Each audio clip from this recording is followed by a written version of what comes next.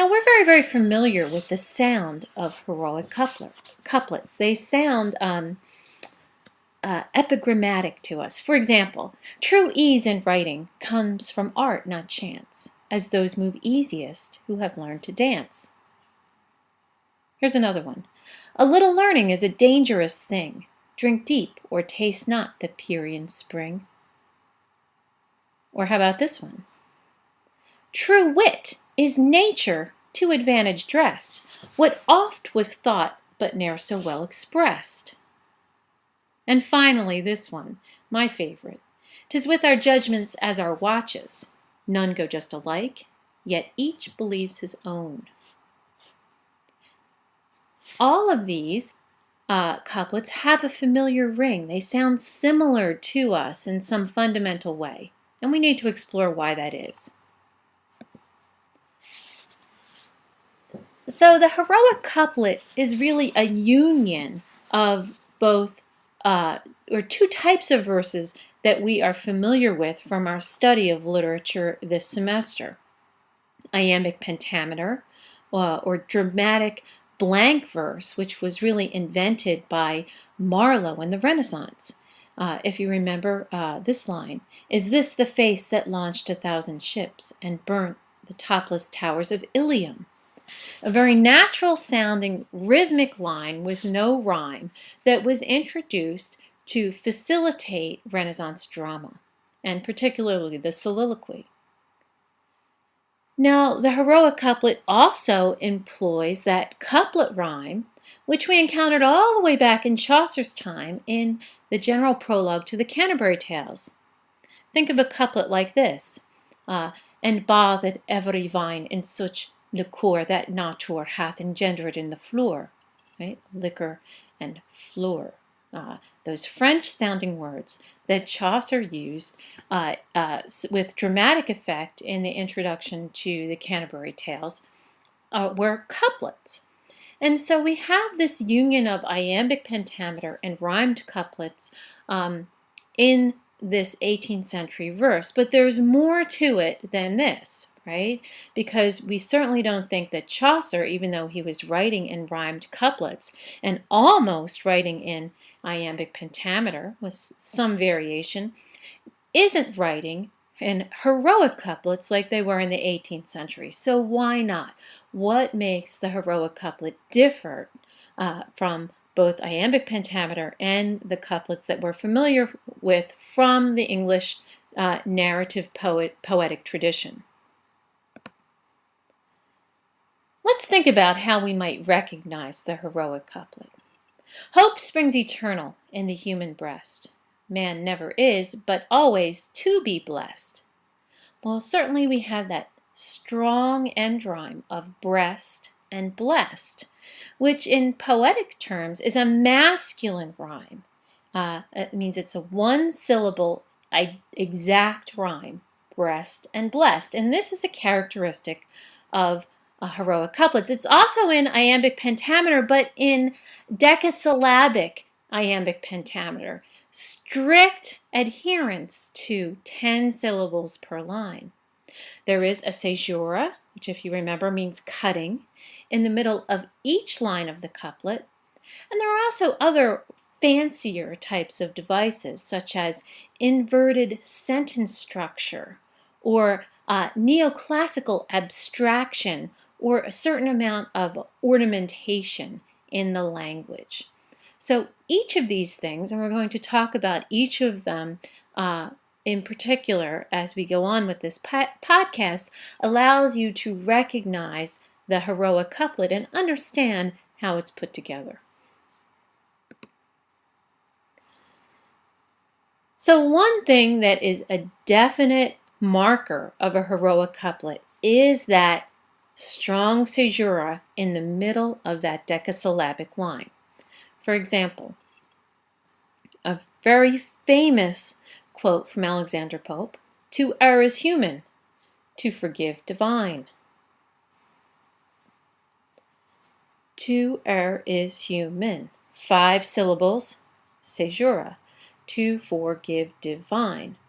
Another 5 syllables and a pause at the end of the line, right?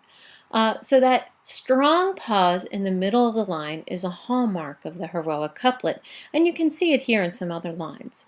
Men dream of courtship, but in marriage wake.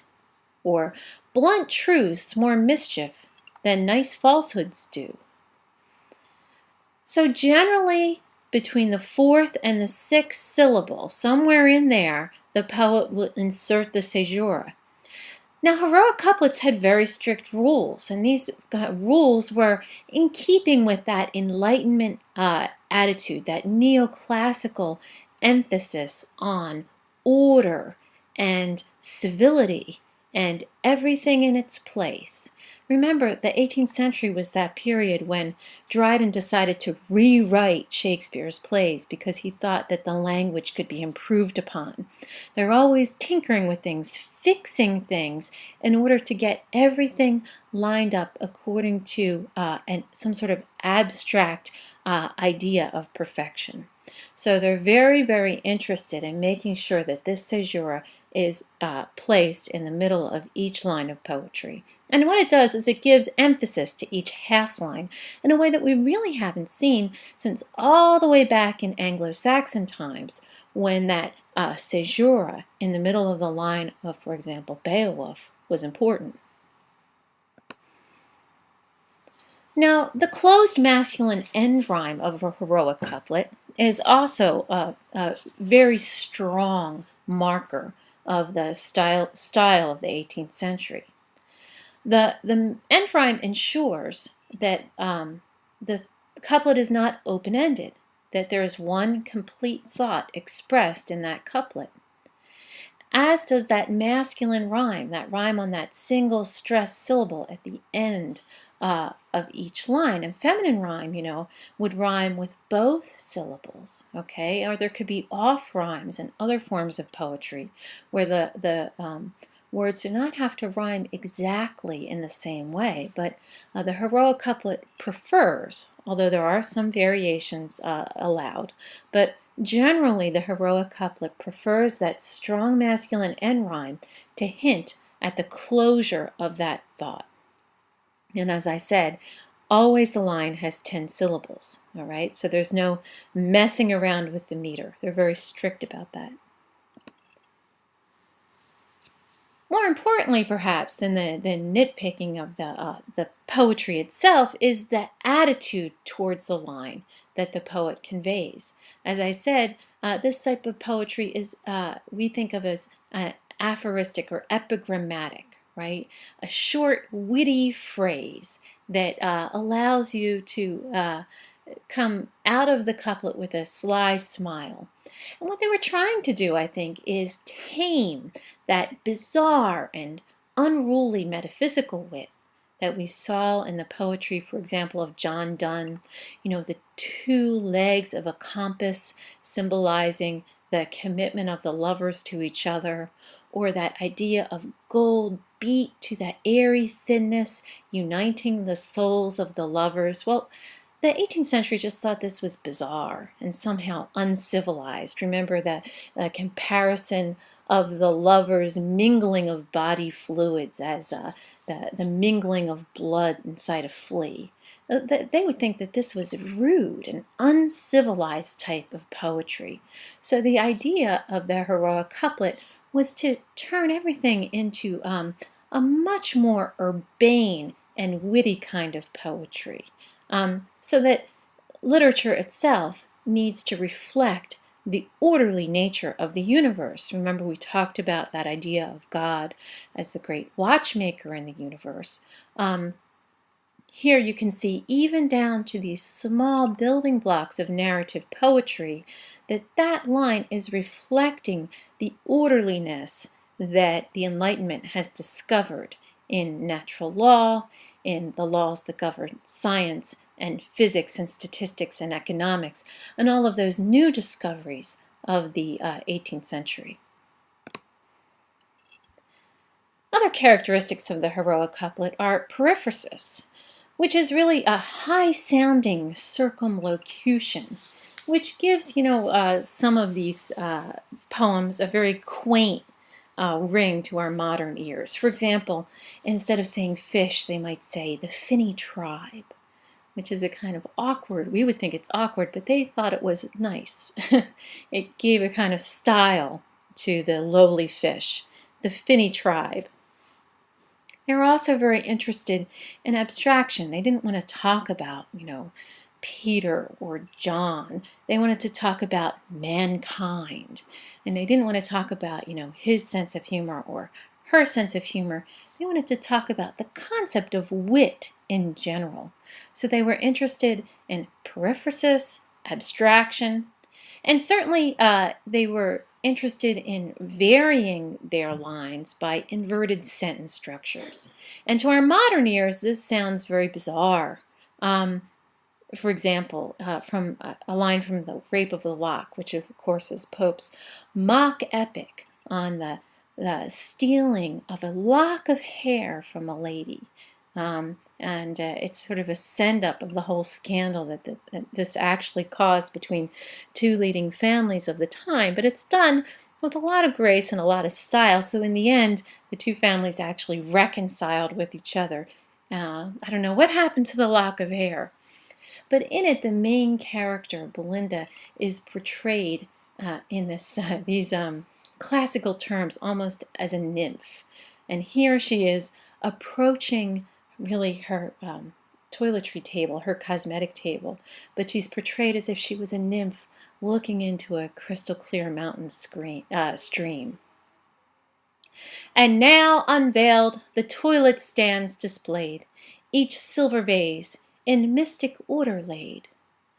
So you can see here how the sentence structure itself is inverted. We would say, each silver vase is laid in mystic order, right? But instead, the verb is moved to the end of the line, which is very Latinate. That's where the verb comes in Latin. And the inverted sentence structure gives a kind of style, an urbane and classical style to the line, which was highly valued in the 18th century. So periphrasis, abstraction, and inverted sentence structure. Now finally, all of these are really aspects of the neoclassical part of 18th century verse. Remember that another label for the Enlightenment age is the Augustan age, which is a name that's called after the golden age of Roman literature. At least that's what the 18th century poets thought, that the golden age of Roman literature was the age of Augustus. And you can see that impetus for improving things in the Roman style in the rebuilding of London, which of course had been burned in the 1600s, rebuilding it in this neoclassical style, all right, with lots of beautiful Romanesque buildings with white columns, which still stand today. And the heroic couplet can be seen as another way of maintaining that neoclassical impulse, of improving what oft is thought, but ne'er so well expressed. And in our online class this week, perhaps we can explore a little bit more about heroic couplets and its role in the narrative verse of the period.